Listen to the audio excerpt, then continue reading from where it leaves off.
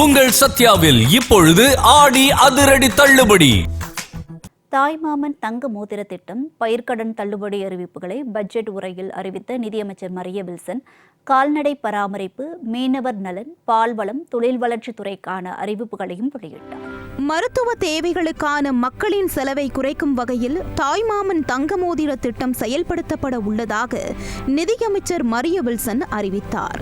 இந்த திட்டத்தின் கீழ் அரசு மருத்துவமனைகளில் பிறக்கும் அனைத்து குழந்தைகளுக்கும் தாய்மாமன் அன்பளிப்பாக 1 கிராம் தங்க மோதிரம் வழங்கப்படும் என்றும், இந்த திட்டத்தை செயல்படுத்துவதற்காக 560 கோடி ரூபாய் ஒதுக்கப்படுவதாகவும் அவர் தெரிவித்தார்.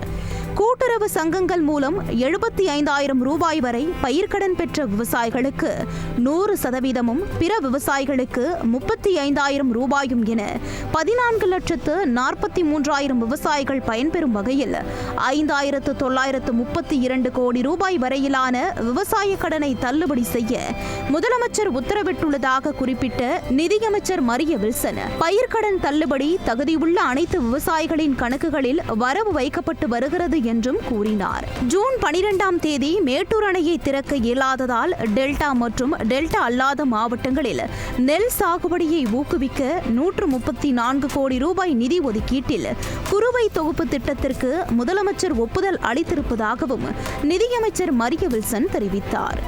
ஊரக பகுதிகளில் வாழும் நலிவடைந்த கைம்பெண்கள், ஆதரவற்ற பெண்கள், திருநர்கள் மற்றும் மாற்றுத்திறனாளிகளுக்கு வெற்றி மகளிர் ஆடுகள் வளர்ப்பு திட்டத்தின் கீழ் 100% மானியத்தில் 5 வெள்ளாடுகள் அல்லது செம்மறி ஆடுகள் வழங்கப்படும் என்றும், இதன் மூலம் 30,000 தகுதியுள்ள நபர்கள் பயனடைவார்கள் என்றும் மரிய வில்சன் தெரிவித்தார்.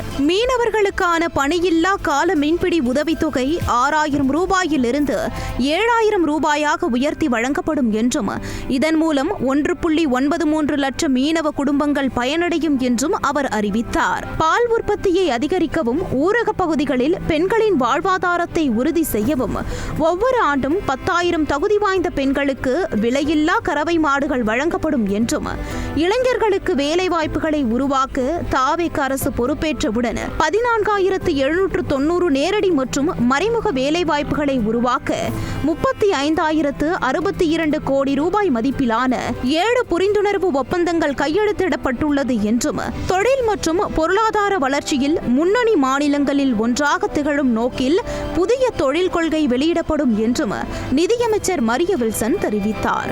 புதிய தொழிற்பூங்காக்கள் சிப்காட் உலகத்தரம் வாய்ந்த உட்கட்டமைப்புடன் முதலீட்டாளர்களுக்கு ஏற்ற வகையில் 3,200 கோடி ரூபாய் மதிப்பீட்டில் அடுத்த 5 ஆண்டுகளில் உருவாக்கப்படும். இந்தியாவின் முதல் செயற்கை நுண்ணறிவு மற்றும் புத்தாக்க நகரமாக அறிவகம் உருவாக்கப்படும். பனை விவசாயிகளின் வாழ்வாதாரத்தை பாதுகாக்க 16 கோடி ரூபாய் நிதி ஒதுக்கீட்டுடன் தமிழ்நாடு பனை மேம்பாட்டுக் கழகம் நிறுவப்படும். திருப்பூர் பசுமை வழி ஆடை உற்பத்தியை ஊக்குவிக்க 10 கோடி ரூபாய் மதிப்பீட்டில் திருப்பூர் டெக்ஸ்டைல் டெக்னாலஜி சென்டர் அமைக்கப்படும் ஆகிய அறிவிப்புகளையும் பட்ஜெட்டில் நிதியமைச்சர் மரிய வில்சன் அறிவித்தார்.